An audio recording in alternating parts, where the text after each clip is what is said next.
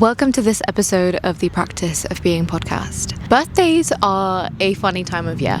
Personally, they're actually my favorite part of it because for one day, I truly believe that it is my day to prioritize the things the way that I want to, because I truly believe it is the one day that I can prioritize what I want to do and the people that I want to see and experience and give my time to. At other times, I can fall into the trap of giving time to myself, but then feeling guilty for it or prioritizing something else. But for 24 hours, all of that fades away. I think it's because of the way that I grew up. When I was younger, my parents would make that day all about me and make me feel like I was the most important person in the entire world. Not that they don't anyway, but for that day, all other responsibilities, well, they take a sabbatical.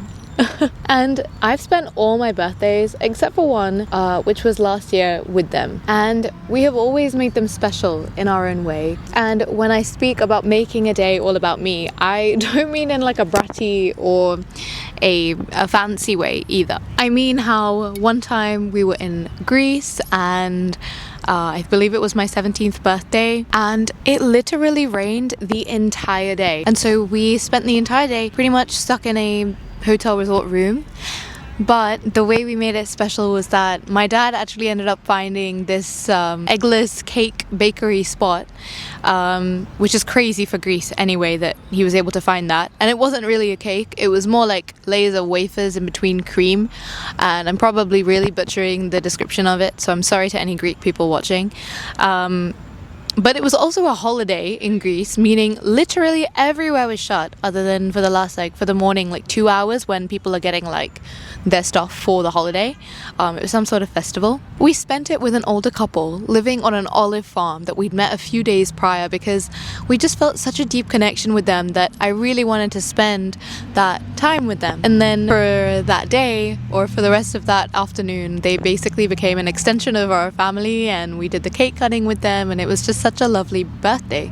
It was nothing fancy. If anything, it wasn't fancy, but it just meant so much. But the moral of the story is that birthdays allow you to understand so much. They are at the pinnacle of reflection, at least to me, much more than New Year's Day or something like that. They somehow can make you face love, rejection, disappointment, happiness, sadness, all in the span of a few hours. And about birthdays, there are a few things that stick out to me that I'd like to unpack in this episode. The first of which being effort. Someone inconveniencing themselves by driving hours just to come see you for a few hours. Someone remembering something small that you mentioned in conversation and then bringing you that thing or reminding you of it on your day, just to show that they are listening. Or the people that wish you at midnight on the dot. Birthdays to me are just not transactional. They are filled with the love of people around you, and it allows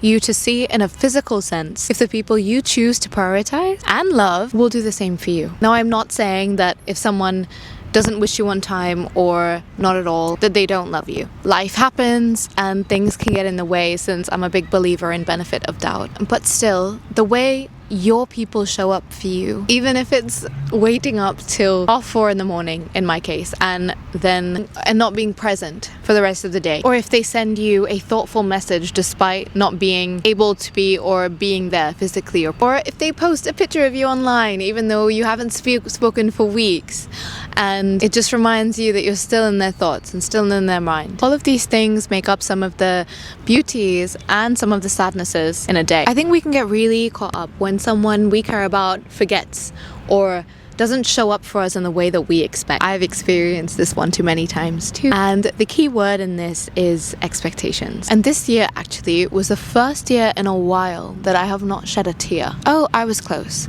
But still, I didn't, at least not till the morning after. I think the reason that I did not cry on my birthday this year, or at least not on the day, is that I have started to detach birthdays from being a measure of how loved I am. Because I've realized that expectations are often just unspoken agreements that you have made up in your mind that the other person has not even signed up to. And then when they don't meet them, it feels like a lack of love, when in reality, it might just be a difference between how people express it. And I used to think that if someone really cared, then they would just know. But I don't really think that's fair anymore. I think that people love in the way that they know how to. Sometimes that just will not align with how we want them to express it or how we express love ourselves. There's a cycle that we put so much expectation on this day to make it count and make it the most memorable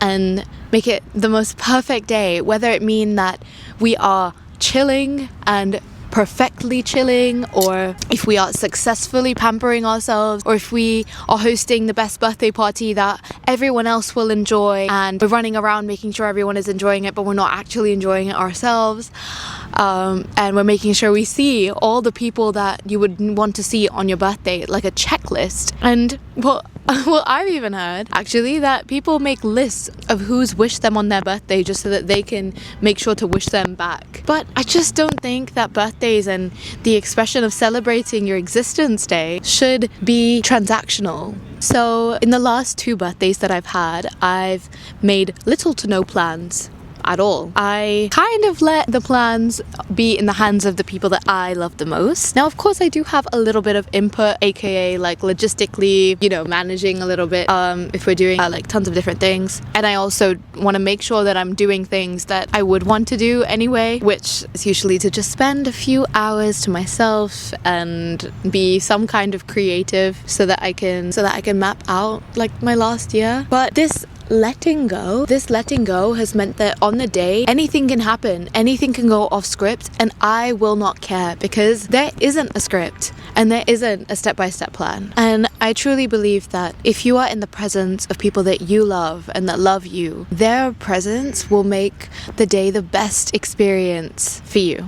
And it will make it the most special. And if there ever comes a day where someone can't join you and can't be around you, then make sure you take that day to really get to know yourself and spend it in the way that you want to, and just celebrate, appreciate everything you've done for the past year. Which kind of makes me go on to the fact that like birthdays beautifully make you reflect your relationship with yourself, not in like a huge dramatic way of like, oh my gosh, what is my existence, but more so like subtle things like, am I proud of who I've been this year, and have I shown up for myself in the way that I'm expecting other people to show up for me? And I don't think we ask ourselves these questions enough. So as much as we can enjoy and experience and be so happy about our birthday, asking these subtle questions whilst having the opportunity to be surrounded by so many people we love can actually help us clear the air a little bit, because birthdays also have a really strange way of distorting time. That one day can feel sometimes so long, and because we're so aware of every single moment, every interaction, every message, like we're trying to make some kind of a mental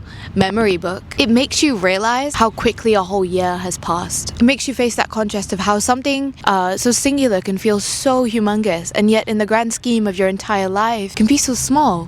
And that's probably why emotions kind of feel a bit heightened on your birthday too. I find myself with this huge amount of emotion on my birthday when we're spending this time with other people and enjoying ourselves and celebrating. Another feeling that comes up for me, or at least came up for me my last on my birthday recently, was that feeling of yearning. And this one might be more personal, maybe a little bit less relatable, because it's on this day that I feel the absence of people that I guess aren't around me a little bit more. I'm not necessarily talking about people that have passed away, but also them. I guess that absence of people that mean the world to you, that hits way more. It's the feeling of wanting to share precious moments with people that would understand why they matter so much to you. And when they're not there, you just feel it more than usual. The look in their eyes and the smile on their face when they want to be there just as much as you want them to be there, rather than them feeling somewhat of an obligation towards you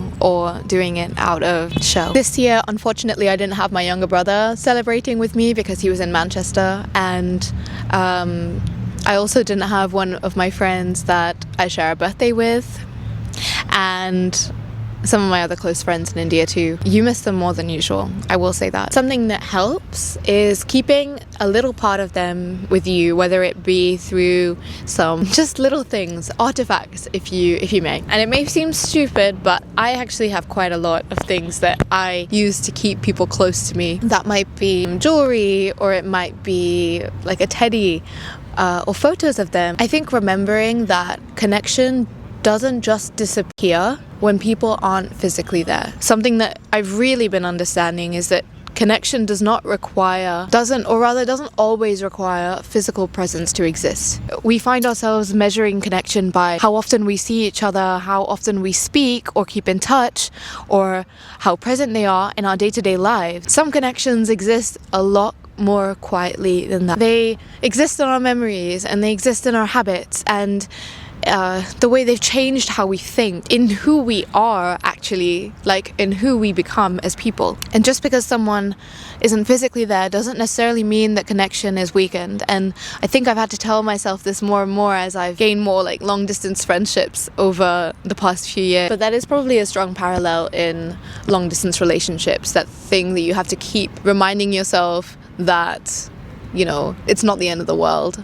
I'm sure people that have experienced that or are experiencing that can probably relate to that feeling, even if it wasn't your birthday. But to me, what all of this comes down to in the end is being seen. Birthdays have this strange way of highlighting who sees you, how do they see you, who doesn't maybe see you, and everything like that. And I don't think it's about grand gestures or big plans, but more about how people understand you in the way that you feel you are understanding them. Ironically, the people that can make you feel the most seen are sometimes the people that you don't have to explain anything to. Ironically, the people that make you feel the most seen are probably the ones that make you feel like you don't need to explain yourself too much, where you can just exist and they can understand the version of you that isn't being spoken about, the ones that don't need context. And on a day like your birthday, those people that you're surrounded by when everyone is singing happy birthday, that difference